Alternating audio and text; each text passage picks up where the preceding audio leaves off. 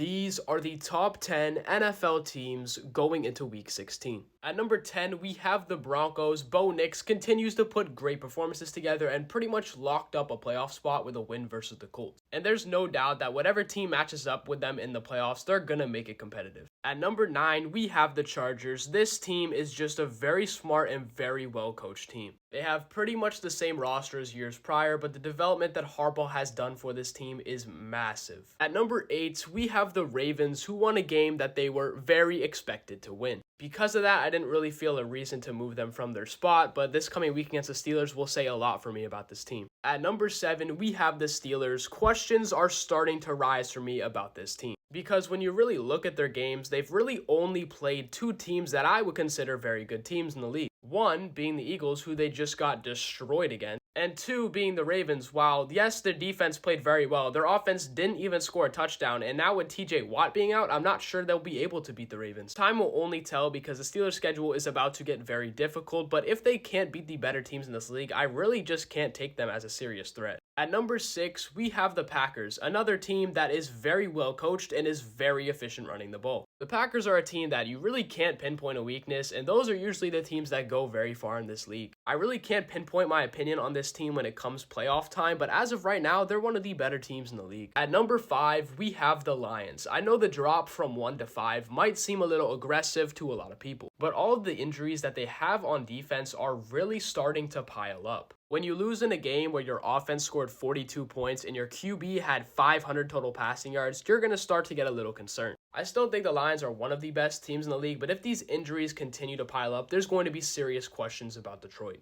At number 4, we have the Vikings. You can only play who's on your schedule, and even though they've had very easy opponents, they've been getting the job done, and that's all that they can do. I'm very interested to see what happens when they have that rematch game against the Lions to see if they can end up getting the North. And being quite honest with you, at this current moment, I do think they are a better team than the Lions. At number 3, we have the Bills. Josh Allen is just playing out of his mind. We all know that the offense is going to perform well, and they're going to be one of the best teams in the league, but there are definitely serious questions to be had about their defense. I mean, they've allowed 80 points in the past 2 weeks. My question for the Bills is when the playoffs start and you have to play against better defenses, like a Steelers, like a Ravens, like a Chiefs rematch, can this team's defense do enough to help in a low-scoring game get the job done? We're still yet to see. But even with all that said, as of right now, they're absolutely a top 3 team. At number 2, we have the Chiefs. I know everyone's going to be mad because the Chiefs don't look good and the Bills, who are below them, beat them. I said it before and I'm going to say it again. The same people wanting me to bring the Chiefs down are going to pick them to win the Super Bowl. And 2, I think people continue to forget the Chiefs looked worse last year than this year in the regular season and still won a Super Bowl. So I really don't know how you can have an 11-1 Chiefs team not be in the top 3. But to me, at number 1, the Philadelphia Eagles are the best team in the league.